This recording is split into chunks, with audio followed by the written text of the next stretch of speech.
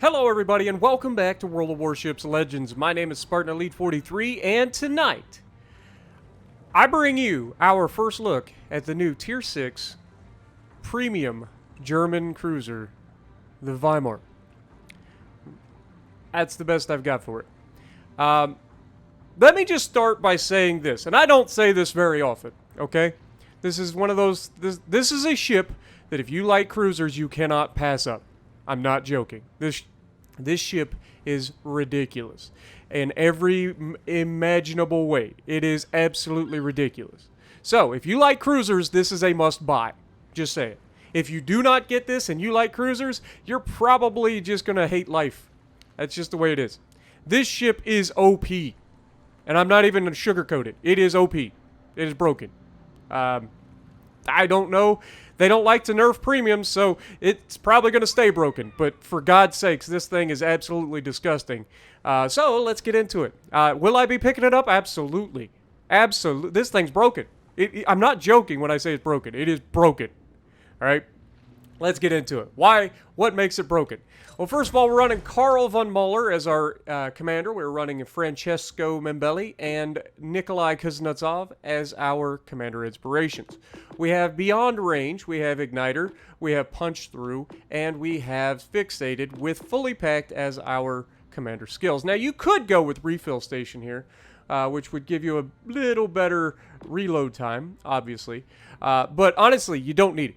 You don't need it. This thing's reload is ridiculous enough as is, and again, you run into the issue with diminishing returns. I've talked about it multiple times. Once you start getting down to a certain percentage of you just lose out on potential good that you could do your ship, which is why I don't go full reload build, okay?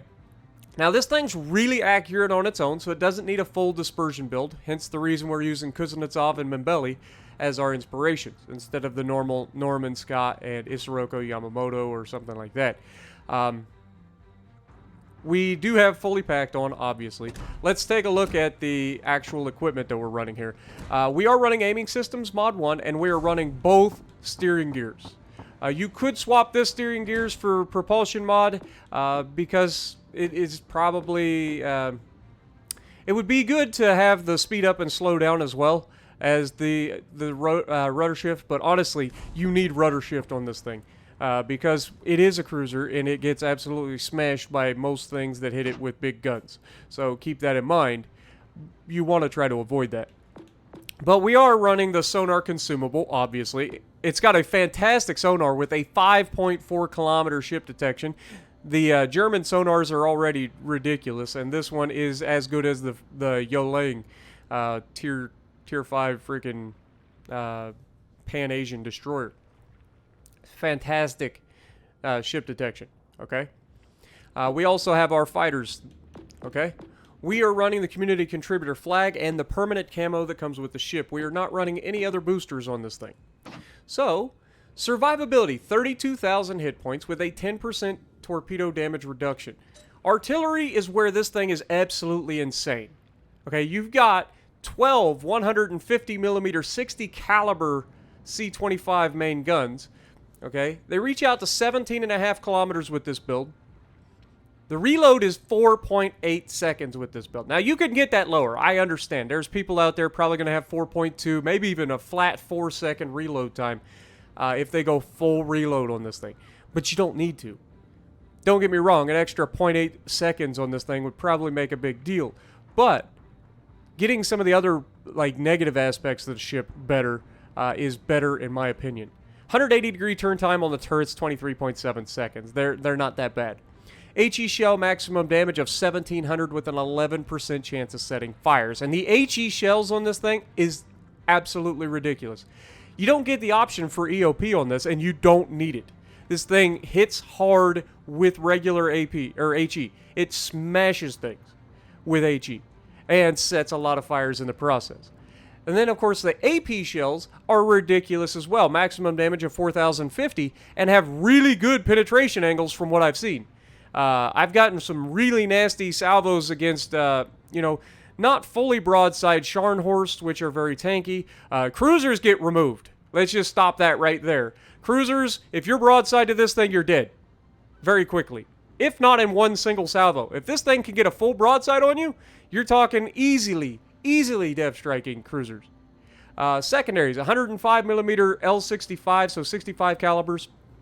You've got 8 of those that reach out to 5.2 kilometers, reload in 3.3 seconds.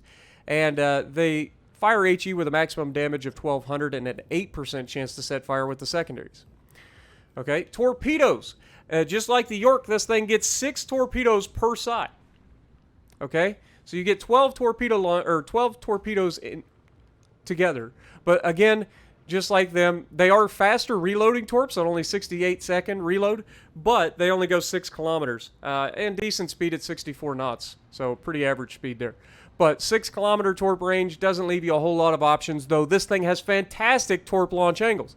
So if you're hiding on the backside of an island and somebody's trying to come around the corner on you, you're going to be able to get those torpedoes off at very sneaky angles. We're going to showcase some of that in the video that I'm going to show you guys. AA defense also seems pretty good in this thing, at least from what I've seen. So let's talk about it. 20 millimeter flak 38s. You've got 4 of those doing 12 damage per second and reach out to 2 kilometers. Then you have the 20 millimeter flak swellings that are, you have 16 of those that do 34 damage per second and reach out to 2 kilometers. Then you have the 20 millimeter flak Veerling 38s that you have 16 of that reach out to 2 kilometers and do 24 damage per second. And then you have the 40 millimeter L56 flak 28s that you have 6 of that reach out to 3.5 kilometers and do 45 damage per second. So while it does have decent AA for a cruiser, it is very short range AA, so they've got to be right on top of you for that AA to start kicking in. But once it does, man, it'll shred. It's not bad. Maneuverability. 32.2 knot top speed is not good. It's not bad, but it's not good, especially for a light cruiser. You'd expect it to be up there 35 plus knot speed, but it's not. Remember, this is a York class cruiser with 150 millimeter main guns instead of the 210 millimeter main guns. So keep that in mind. Turning circle is not great either. It's 650 meters. It's not horrible, but it's not great. And the rudder shift, this is why we went with the double rudder shift build here, because 4.2 seconds with double rudder is not amazing, but it's still pretty solid. If you do not take double rudder, I think it was 8.8 seconds stock. So yeah, you definitely want to take some rudder. Even if it's just one rudder shift, you definitely want to take probably the rudder shift in the 3rd slot instead of the concealment, and then go with propulsion mod in the 2nd slot. Concealment. Detectability by sea is not good at 12.4 kilometers, but again, you're going to be firing your guns most of the time anyway. Remember, we've got range out to 17 kilometers, so 12.4 kilometer detectability only comes into play for the opening salvos usually, and any time that you're trying to relocate and change up where you're wanting to go. Detectability by air, 7.8 kilometers. Guaranteed is always 2, and the 6.4 kilometer detectability while firing in smoke. Let's look at the stats, or the armor, sorry. Armor is not actually bad on this thing, alright? Let me get that straight. This thing does not have bad armor. It does, however, have the 16 millimeter bow and stern that you expect out of a cruiser. And again, that can be overmatched by, I think it's 228.8 millimeter guns and above. So anything with battleship caliber guns is going to be able to overmatch your bow and stern, so you've got to take that into consideration. Now, with that being said, you also have quite a bit of extra side armor here that's not that bad. 25 millimeters up high, which means if you're able to angle sufficiently, it takes 15-inch guns and above to go through, or to overmatch that. So if you're going up against 15-inch guns and above, you've got to be careful. You don't want to angle unless they're going to shoot your belt, because your belt is actually solid as well. If you look at, that's conning tower. We want the belt. Where's the belt? Topside plating. That's superstructure armor. Why are we on that? Sorry. I lied. Anyway, the armor belt, like I said, 25 millimeters. I was looking at the wrong thing. And then an 80 millimeter belt. So the 80 millimeter belt, if they shoot the belt, they're not getting through if you're angled at all. However, the belt is pretty thin. There's a lot of 25 millimeter there, which is why I say if you're up against battleships, you've got to be careful given the side of this thing, because you can and will be smacked. Okay? Remember, at the end of the day, this is a York-class cruiser, even though it has ridiculously good guns. And we all know how just pop goes the weasel Yorks can be. Anybody who's ever shot at a York with a battleship can attest to this. Now, if we get rid of that, and we get rid of that, we can look at the interesting citadel on this thing. You'll notice that it is a nice little sloped citadel, which helps at closer ranges, but again, do not rely on this versus battleships. Against cruisers, it might help you, but against battleships, you do not want to rely on this. It will give you a citadel and you will die. Okay?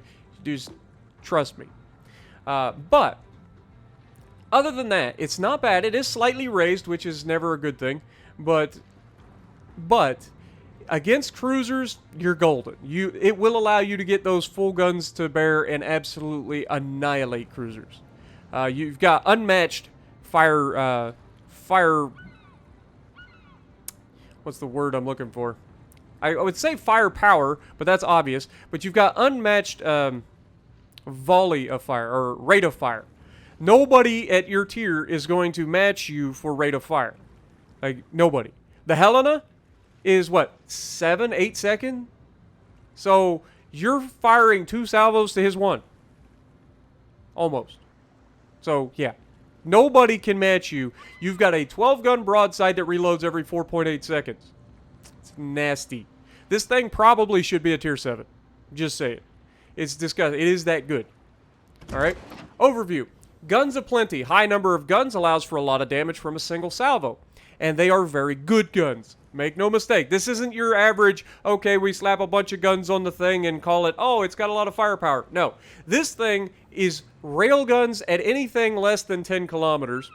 And it is absolutely devastating with HE at range.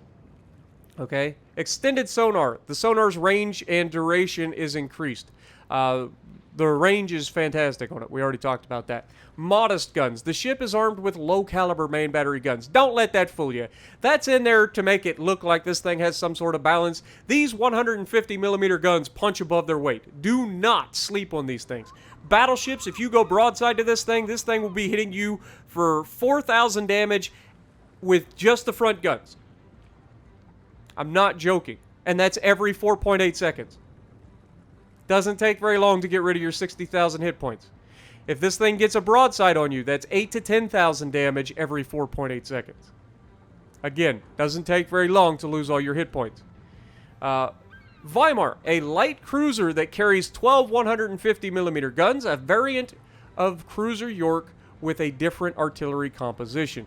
She was designed in 1936, never built. Personally, this thing is absolutely ridiculous. I don't know how many more times I'm going to say it in this opening, but it is fantastic. If you are a cruiser player, you want this ship. This will replace the Atlanta completely as far as just absolute fun rate of fire, because this thing, unlike the Atlanta, can reach out and touch you. It can make use of those islands just like the Atlanta. It can take hits better than the Atlanta. It has 6 torpedoes per side, unlike the Atlanta, and has 6-kilometer range on those torpedoes, unlike the Atlanta. And also, unlike the Atlanta's guns, these actually hurt when they hit you without having to use EOP. So, yes, this is better than Atlanta. By a mile. So, let's take a look at it. I mean, it's a good-looking cruiser, too. I mean, it looks pretty modern. You gotta love that. I didn't hate the look of the York, even though I hated playing it back when I actually played the York originally, because those 210mm guns take forever to reload, and they were so inaccurate at the time, and the flight times were so long on them. But this has none of that. This has none of that. This is a York class that anybody can use and excel in.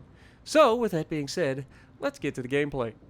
Alright, so we're going to be on Hotspot, and I will be honest with you guys. When I say that a ship is OP, obviously it's going to come down to who's sailing around in it. But I am not the best commander in the world. Everybody knows this. And I have absolutely dominated in this ship so far. This is my 5th match in this ship. Okay? 5 matches. I have had 3 matches over 100,000 damage. In a light cruiser. And I have been up against tier 7s multiple times.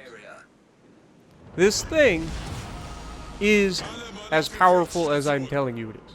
Okay? I don't lie about these things. Trust me. This thing is disgusting.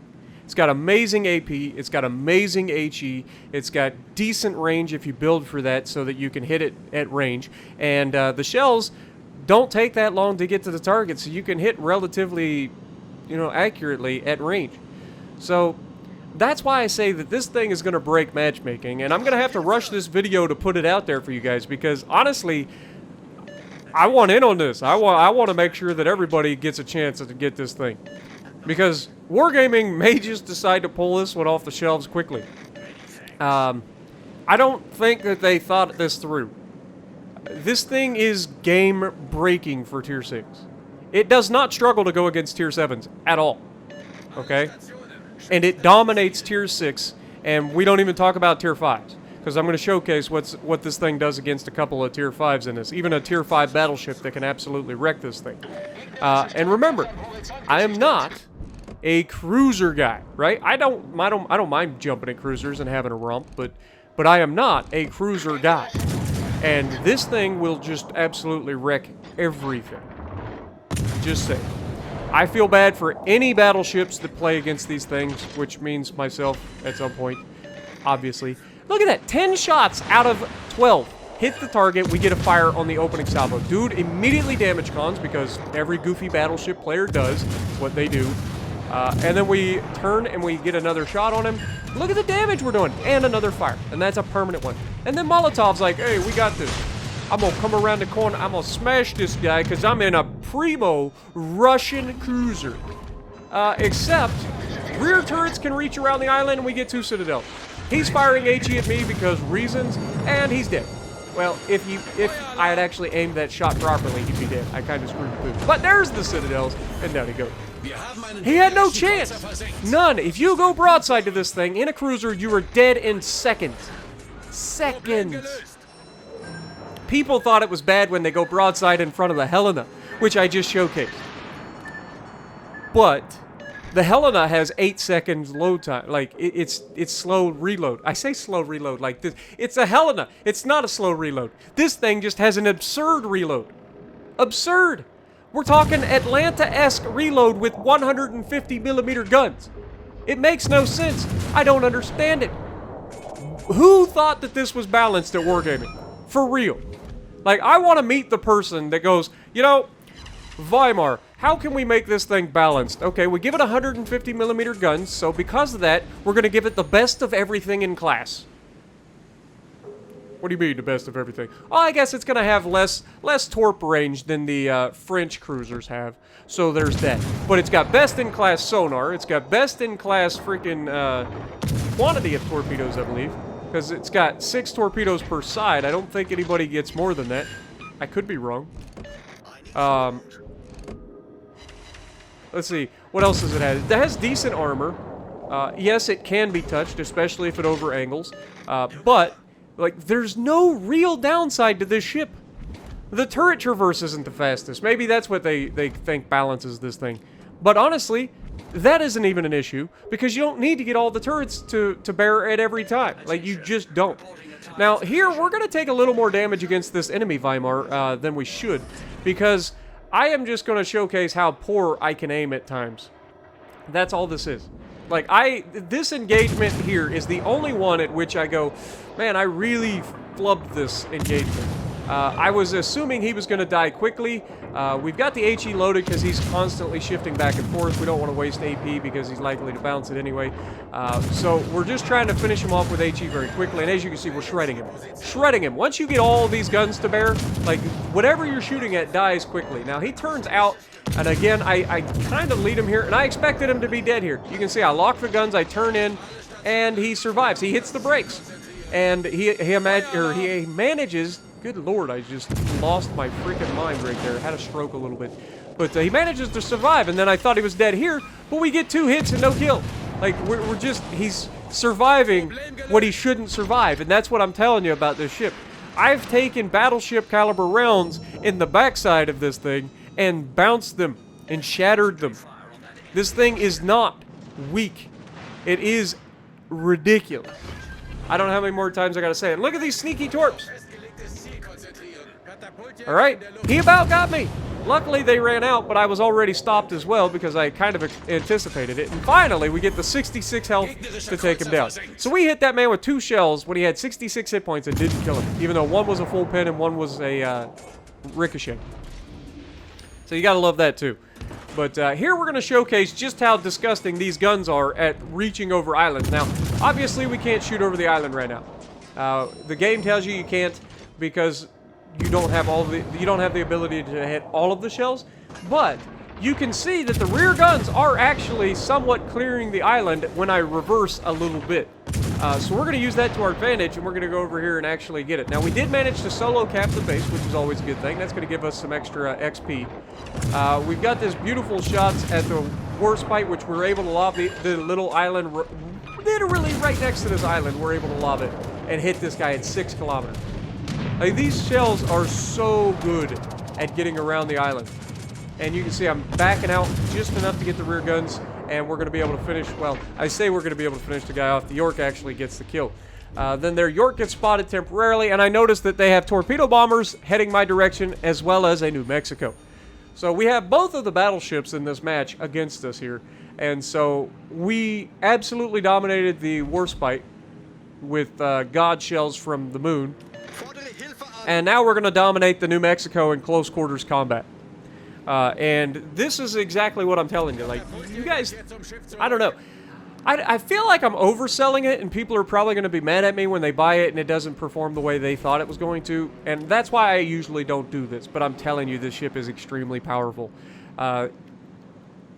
It would not surprise me if this thing gets a nerf of some kind, even though it is a premium, and it probably won't get a nerf. But it wouldn't surprise me if they decide to dial something back, because it needs it. This thing is so unbalanced. Now, we launched those out ahead. Currently, he cannot do anything. But notice those torp angles that I just hit? Like, they are almost French cruiser torp angles. Like, these things are disgusting at being able to launch at ridiculously sharp angles over the bow and the stern. He fires his guns at us and wait for it.